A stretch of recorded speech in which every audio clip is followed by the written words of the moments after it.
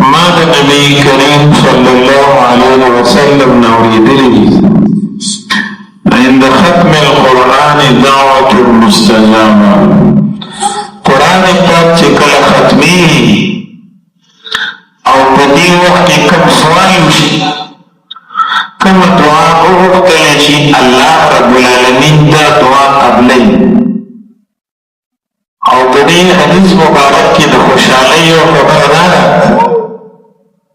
چې دې الفاظو د حدیث کې د عند دا لفظ استعمال شوی دی. عالمان ناست دي، دوی په دې پوهېږي د عند معنا په وخت د ختم قرآن کې یوازې د دې قرآن مجید ختمونکي قاري صاحب نه، یوازې د دې ماشوم نه، بلکې دې ختم قرآن وخت کې چې څومره کسان ناست دي،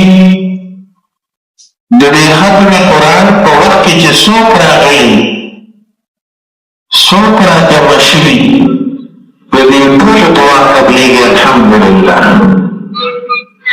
یو حدیث کې راغلی چې الله 4,000 فرشتې رالېږي او په دې مجلس کې ناست دي، او د هغه فرشتو کار دی چې کوم سوال او دعا په دې مجلس کې کېږي، نو دا ملائک او دا فرشتې په دې دعا باندې آمین وایي.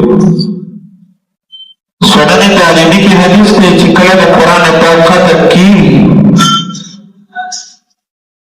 او په دې باندې دا کوم مجلس مقرر شوی وي، کوم ناستې وي، او یو سړی صرف په دې مجلس کې کېناستو،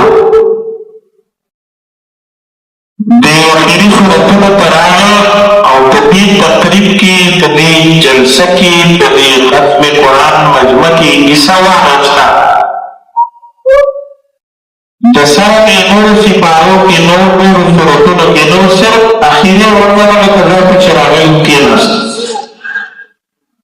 د دې سړي د ثواب او د اجر داسې مثال دی لکه یو لوی جنګ چې وشي د کفر او د اسلام، او په هغې کې الله مسلمانو ته فتح ورکړي او د کافر نه ډېر غنیمتونه ترلاسه کړي، او یو غازي او یو مجاهد په دغه وخت کې راشي چې دا غنیمتونه تقسیمېږي، نو نه جنګ کې څه وایي او د نور تکلیف تیر کی او عین راشي او په دې غنیمت کې ورته وافره پوره کامله حصه ملو شي.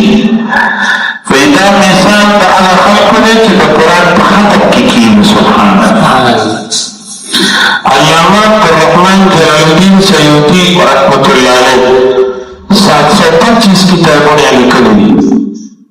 911 هجري کې وفات شوی و. ډېر لوی بزرګ و محدث و.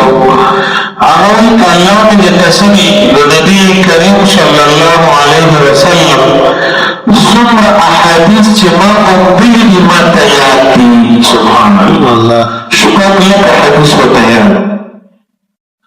اول وخت کې د افراد کس دومره ترقي نه وه کړې، نو ډېر کتابونه قلمي چې چا سره و هغه سره چاپ شوي نه وو، نو هغه وایي که چېرته نور کتابونه د حدیث راشي او نوي چاپ شي، د قلمي نه مطبوع شي، تبه شي، چاپ شي، ورک شي، الله باندې مې درته سمې چې دا به تیار واکړم. سبحان الله.